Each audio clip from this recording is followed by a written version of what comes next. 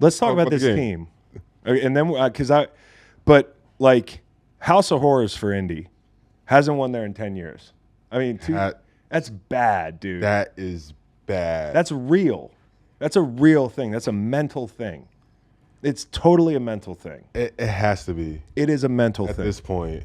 And so, it's a House of Horrors for them. They come in, and they actually have a really good drive to start the game out. The question I have is Flacco is he the best quarterback in the senior center? Like, seriously. Easy. Yes. Better than Rodgers? Yeah. I don't think it's like at this moment. Obviously, Rodgers is one of the best ever. Yeah, but right now, not. But right now, I'm watching him make these throws, and like, I know it's a Flacco's- better offense, and you could argue the offensive line's a lot better.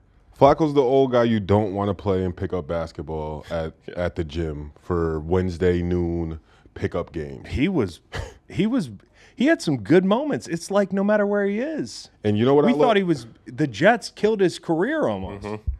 I saw him at Inside the NFL last year, the first day when they're bringing in people to rehearse and try out for the show, and Flacco's there, and I see him in the lunchroom. We're catching up. We're the same draft class. I love Joe.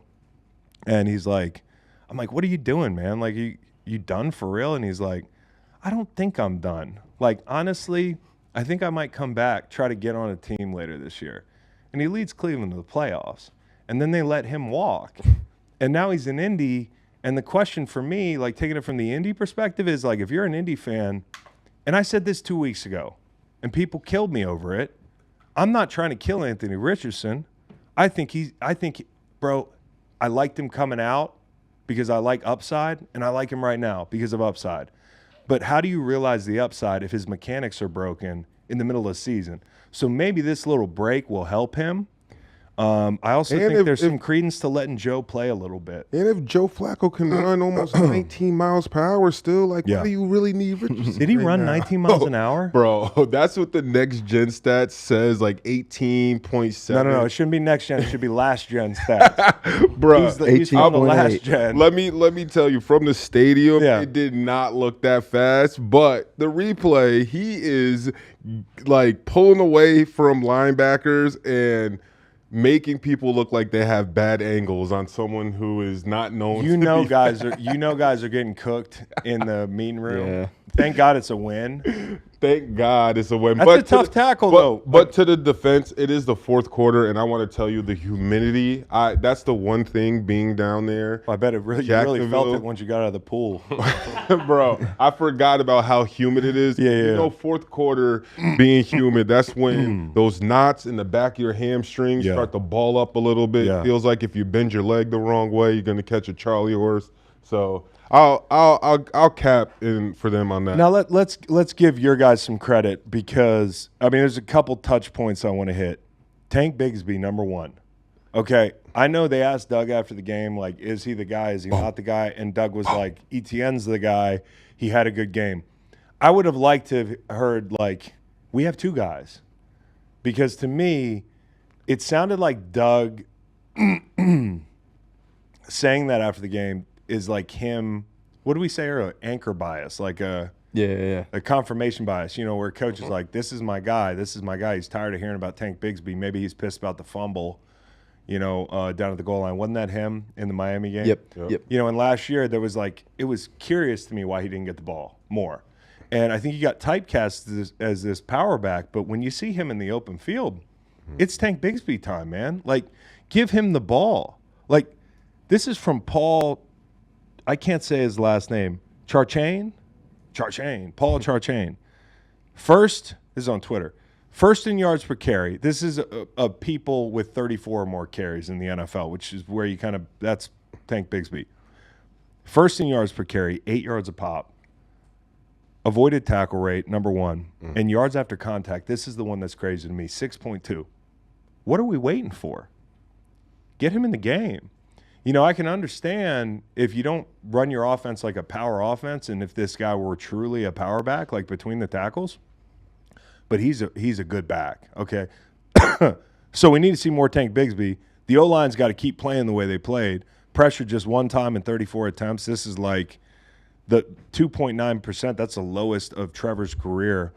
And the offensive line, like Ezra Cleveland on that tank beast mode run in the red zone, that was a beast mode run. How loud did it get in the – Bro, it got so loud. I'm happy for those fans because a lot of them are dejected and they really needed that win. It was even with them. You needed that win. Bro, even with them going up, it's those fans that are just like, we've seen this before. We've seen this before. And then when it got close, everyone was like, oh, man, don't tell me it's going to happen again. And it got there and they made it interesting. But I just – the Ezra Cleveland pushing Tank Bigsby into the end zone, that's one guy who gives a fuck.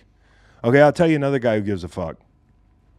Travon Walker. I was just about to say Walker. And let me tell you something about Travon Maybe it's about Walker. If you have the number 4 in your jersey and you play for the Jag, there's like some juju on. I'll tell you a story about Travon Walker. I was at the Super Bowl this year. I go to the gas station. Okay? I'm checking out at the gas station. There's a guy next to me at the register next to me. And I look at him, I'm like, this guy's big. Like, he must play ball. And then I don't want to look him in the face, you know? And eventually I sneak a glance, and it's Travon Walker.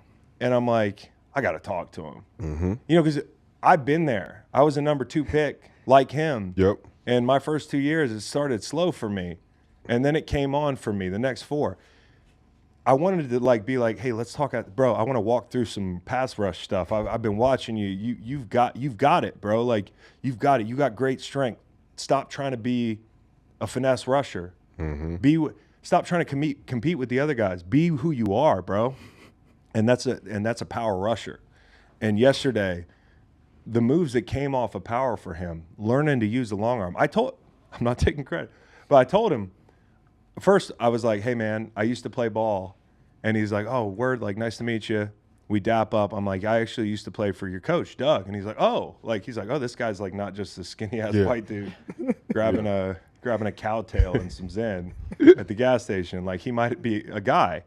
And I was like, you know, get the long arm going, you know, like, and he's like, yeah, whatever. Like, but then like 2 days later, I get a follow from him on Instagram, and I reach out to him. I'm like, bro, like, good luck, the whole thing. I shouted him out on Inside the NFL.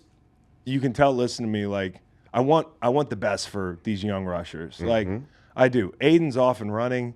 He's killing it. Thibodeaux, he had a double-digit year last year, so I think people can get off his back. And Travon Walker's got 9 sacks the last 10 games. And he had a 3-piece yesterday. Not just that. 3-piece. He caused all 4 of the sacks that you had. Yeah. He caused the sack that Josh Allen had. I think it was Josh Allen. He also caused Joe Flacco to hurry up when they're down 10. Instead of being down 3 late in that game, they're down 7 and have to kick a field goal because Flacco's got Mo Alley Cox at the pylon, but Travon wins and hurries that throw. So these are the hidden rushes. They're the rushes you see. They're the rushes you don't see. This kid is doing fine, man. And that's a dominant pace. 9 sacks the last 10. Good job, Travon Walker. Good shit, bro. Good shit. Just like I told you at the gas station. I love that story because it's like the Lloyd Christmas. Well, see you later. Good big gulp say. Yeah. At first, I was like, I kind of had the big gulp say vibe, but then he hit me. He followed me on Instagram. He's like, okay. He like who the fuck was that? But really great day for him. And then last, Brian Thomas Jr., the last 2 weeks, 17 targets, 11 receptions, 208 yards, 2 touchdowns, and 22.5 miles an hour on that slot fade that they hit. The lead up of the crowd getting loud for that play was electric, like being in there. Yeah. Just like one of those things, you catch the pass and then you realize like the dude's not going to catch him. And no. Like from the angle of where I was up top, just like him pulling away, you're just like, wow. No question. and I'm not trying to Antonio Pierce the Colts. Okay? Because I'm pretty sure a leader like Zaire Franklin's having this conversation with the guys, but on a couple of those big Tank Bigsby runs, like the one in the red zone and the dive pitch, or whatever it was, the other explosive, there are guys changing speeds left and right. The worst type of loaf you can ever have is the one where you go fast and go slow. Is a change of speed loaf. It's one thing if you're running full speed and you catch somebody, but if you change speeds going from medium speed to, I got this extra burst of energy right now trying to catch a guy, and then you don't get him. Yep. It's not good. Yep. I mean, that's bad. So Colts fans, like, you need better effort out of your defense in that spot. And I know it's like that kind of game where, big plays can discourage you and that sort of thing, but you got to play with intense effort. I mean, I wouldn't be this surprised. Team should be playing like I'm telling you, it was like, for me, not even playing in the game, just walking around, it was very, very humid there. And like, I'm not saying that guys are gonna like say that's the reason why, but your body and like the amount you sweat and what happens when it's really humid out. San Francisco had the same problem with the heat yesterday, and it's a real thing. Like, if you're not practicing, October, but it's still hot. It is still hot, and that's what I'm saying. Yeah. I don't know what the weather is where the Colts in Indy right now. It's just like, but I guarantee you, it's not as humid. We play indoors. It's not as Top humid. balls. Oh yeah. I don't know if you know this, but we play indoors.